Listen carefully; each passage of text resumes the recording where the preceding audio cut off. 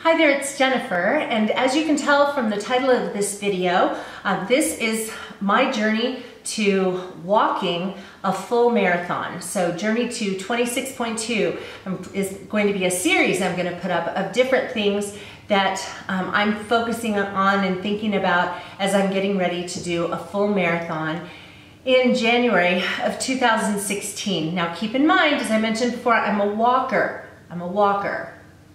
I don't run. Well, I trot a little bit periodically. We'll talk more about that in another video. But I wanted to just kind of talk about some of the things that I'm thinking about nutrition-wise, clothing-wise when I'm training, gadgets, all kinds of different things that you need to be thinking about or can think about as you're training. But if you're not planning to do a full marathon, this series is not just going to be about just training for a full marathon. Really, if you're just interested in walking more, or maybe you have been a walker for a period of time and you're used to walking a couple miles at a time, but you'd like to increase your distance, then this series could offer some tips that would help you with that. Let me preface this by saying that I am not an expert. I'm not a doctor. I'm not a trainer. All I am is a person who has experience doing races as a walker. I have to date walked 19 half marathons, and I've walked 4 full marathons. I had somebody say to me, gosh, I didn't know that you could walk a full marathon. I didn't know that they would let you do that. And a lot of races are walker friendly and will let you do that. They tend to put a time limit though, and the time limit of the race should let you know whether it's a walker friendly race or not. So for example, the Rock and Roll Marathon Series puts a time limit of 4 hours on a half marathon, which means that if you can walk at a pace of 17 to 18 minute mile over the course of 13.1 miles, then you can do the race and finish it. They will have I think they call it like a sag wagon or something, where that will pick you up and take you to the end if you're too slow. And so anyway, if you can walk that distance in that period of time, then you can participate in that race. Now, the Rock and Roll Series, you would think that because they give you 4 hours to do the half marathon, that they would give you 8 hours to do the full marathon. That's not true. They only give you 7 hours to finish the full marathon. And I think there are a couple of reasons for that. One is that they want to make sure that people who are entering a full marathon, which is a very taxing event on your body, that people are in good enough shape to be able to go fast enough to finish, even if they're walkers. And then also, a lot of these races take place in cities and they block off streets, and they've got to be able to get the streets open in enough time that, you know, the city can kind of get back to normal. So this is just an introductory video. I'm gonna tell you a little bit about how I got started into this, and then also kind of why I feel like I'm starting over again right now. And then we'll get into, in future videos, which I'm hoping to upload a couple a month, I'll just give you some little tips about different things that you can do. You know, just the kind of clothes to wear or shoes to buy, or things to be considering for what you should be doing for proper nutrition and hydration and all that kind of stuff. But like I said, because I'm not an expert in this, because I'm not a doctor and I'm not a trainer, I would strongly suggest, first of all, before you engage in anything like this, that you would check with your doctor to make sure that you are physically able to participate in long distance walking, which can be taxing on the body, especially if you have not been physically active for a while. So you want to check with that. And then also, I'll be giving little tips or telling things I read, but you should always check with somebody. And they even have running clubs. And just because it's called a running club does not mean that walkers can't participate. A lot of running clubs are open to walkers as well. When I did my first full marathon, my first half marathon, I just trained with a friend. And then my first full marathon, I joined a club that trained people to do their first marathon. The club was called First Marathon. And a lot of cities will have clubs like that in their area, where they give you a schedule of things to train on your own with during the week, and then you meet once a week at a certain location, get a little mini class on some tip for long distance walking or running, and then they go out for their longer training run or walk. And so in the group that I did, most of the people were runners and a few of us were walkers. So how did I get into this? Well, 9 years ago, a friend of mine called me and said, "You want to walk a half marathon with me?" And my response was, why? I really could not imagine why I would want to walk 13.1 miles. Had no desire to do it.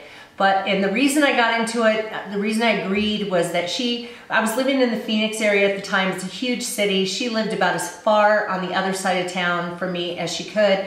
We've known each other since we were freshmen in high school, and figured that it would be a nice opportunity to meet with her one day a week at a central location and do our long training walks together, and that I'd get a chance to spend time with her. So that's why I agreed to do it. When I first started out, I was not walking very quickly. I was doing about a 17 or 18 minute mile at the time. I was really worried about my pace and wanting to pick up my pace. And actually, the more I trained and the more I started working on that, it just became a competition with myself to do better. And I got addicted and got sucked in. So by the time I was standing at the starting line for my first half marathon, I was already registered for my second half marathon. And by the time I was standing to get ready to start my second half marathon, I was registered for my first full marathon. Yeah, you might think it's crazy. It's kind of crazy. But I love it. I love the fact that when I register for a race, it makes me motivated. It gives me a reason to walk out the door, whether it's hot or cold or whatever outside, or windy or rainy. It gives me a reason to just get my rear end out the door and get moving to train. And so I've really enjoyed it for that. And then there's also just something really empowering about doing something that is not easy, that you have to work toward, that takes months to work toward, and then getting out there and sometimes being in pain, but just looking that pain in the face and saying, "I will not stop." Okay, so you might think I'm a little crazy here, but I've really loved it, and I've now been doing these races for 9 years. I think there was just a period of about a year and a half where I took a break from it, and but I love it, and I suck my friends into it and all of that. So it's just been something I really love to do. So now, as I get ready to start training for this full marathon, and this is March right now, we're on the last day of March. I'm not really going to be getting into heavy training for the long distances yet. That really won't be until later on in the summer. At this point, the goal is just to keep moving regularly, get out the door 3 or 4 days a week for a few miles, keep my body moving, all of that. When we get to summer, I will pick up my mileage a little bit and actually have a half marathon that I'm gonna do in August. It won't be anything that I'm doing for speed because it's a trail run or walk. You can do either one. And so you would break an ankle or something trying to go very fast with these rocky trails. So I will be picking up to train for the half marathon at that point, and then moving toward training for the full marathon distance that will be in January. So after I did my last full marathon, which was more than 5 years ago, I had kind of decided that that was going to be the last one I would do. And the major reason for that is that I have problems with my feet. I've had a couple surgeries on my feet, bunion surgery. I have a screw in one of my feet, and it seemed that no matter which kind of shoe I would try, I always had shooting pains in my feet. And I never experienced this doing a half marathon. The half marathon distance was fine for that, but usually at about the 15th mile, so only for a full marathon, I'd start feeling these shooting pains in my feet, and it was really uncomfortable. And I tried different kinds of shoes and all kinds of stuff. And I'll be doing a video in this series on shoes and what to consider when you're buying shoes for long distance walking. But all that to say that when I finished my 4th one 5 years ago, I just said, I'm just not sure this is worth it. My feet hurt so badly from doing this. And the only time that my feet did not hurt bad from doing a full marathon it was my 2nd full marathon, and it was in the Phoenix area in the desert where it's normally hot, and even in the winter maybe the highs are in the 60s.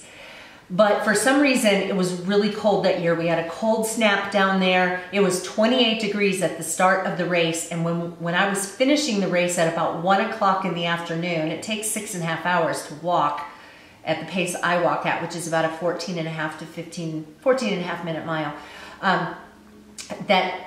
So it takes 6.5 hours. It's a long time. You're out there. So at 1 o'clock in the afternoon, it was 37 degrees. So it was really, really cold. Plants all over Phoenix died, trees died. It was just more than the desert could handle. But my feet didn't hurt that race. And I discovered later on, I kind of figured out that I just thought that, oh, my feet are getting better. I'm getting used to doing these distances. It's not a big deal. But then I did 2 more races after that where my feet hurt. And I think what happened during that one race was that because it was cold, the weather was sort of acting as an ice pack on my feet.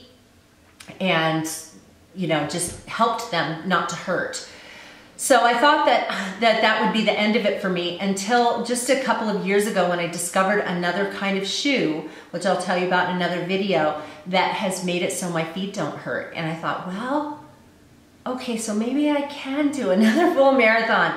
And then I had another motivation because I have a girlfriend who I've done several half marathons with who has said for quite some time that she wanted to do a full marathon. It was kind of like something on her bucket list. And she said she wanted to do a full marathon before she turned 50.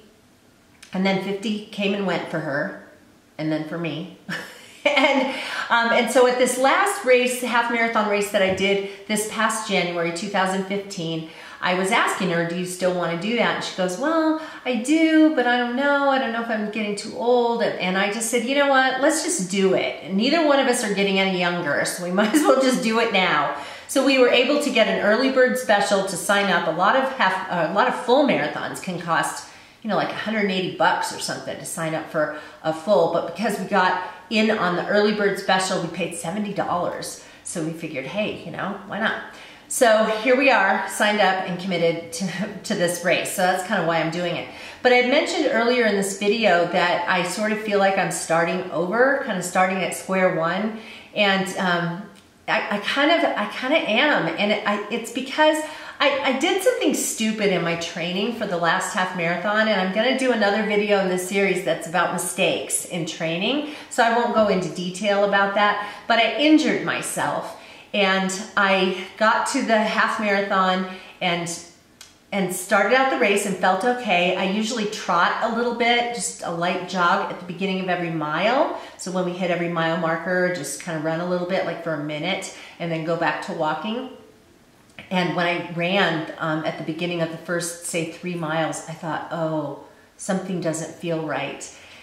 And as it turned out, I had injured my hip, some bursitis, I guess. And so I thought after the race that it would just heal up. It didn't. So I started to go to physical therapy, and the therapist said that area of the body doesn't get as much blood flow, and so it takes longer to heal. He also said when you do stupid things in your training, the older you get, the less your body can bounce back. So my response to him was, well, gee, thanks for reminding me of my age, which is 51, by the way, and I did my first race when I was 42.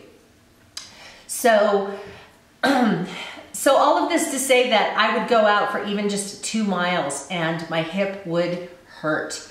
And so I've had to really back off, and I've just recently gotten to where I can go just over 3 miles and come back and not have a lot of pain. All of that to say that I've just had to take it really slow. I'm just getting to the point now where I can do 3 miles and not just ache the rest of the day.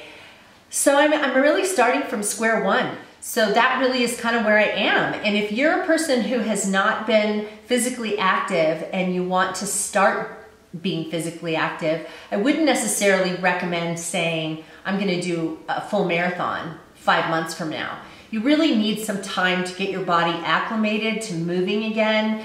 And of course, as I mentioned before, you need to check with a doctor to make sure you're physically able to do it.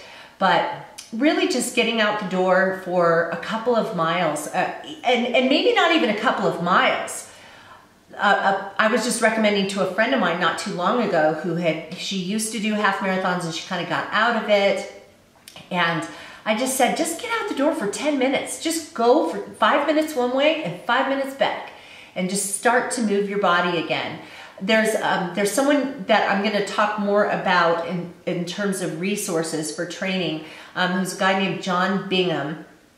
He calls himself the Penguin because he runs marathons really slowly. His little trademark saying at the end of articles he writes is, "Waddle on, folks." And so he talked about how when he first started out, when he wanted to change his life, he was extremely overweight. He was a smoker. He drank fairly heavily, I believe.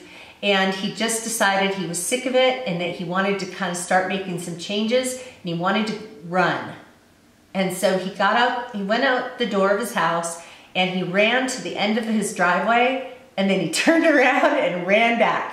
And then the next day he went out and ran to the end of his driveway and ran back. And then later he started running a little farther than his driveway, and then back, and then a little farther, and then back. And then he got to where eventually he had given up smoking, and he had given up other bad habits he had. It was starting to lose some weight and starting to get into being more physically active on a regular basis. So even if it's just running or walking to the end of your driveway and coming back, that is not a failure, that's a start. But you just need to make sure that you have an okay if you haven't been moving for a while to become physically active like that again. So anyway, I hope that this series will be helpful for you. Keep in mind that this does not have to be something that you're watching because you're planning to do a full marathon. You may think that I am just an absolutely insane person and you have no desire ever to do that in your whole life. But if you just have the desire to get out the door and walk a little bit more than you have, then I hope that I can offer some tips that will make the whole process a little bit more enjoyable for you. So I hope you'll come along with me on future videos. If you're not currently subscribed to my channel, you can just click that button right there. YouTube will let you know when I upload new things to this channel. I do a variety of things. I do organizational projects, beauty product reviews, vacation planning stuff. I mean, just a variety of things. And then this will be kind of a fitness and walking series here. So I hope that you'll join me on Busy Being Jen, and hope you guys are doing well. Thanks for watching. Bye-bye.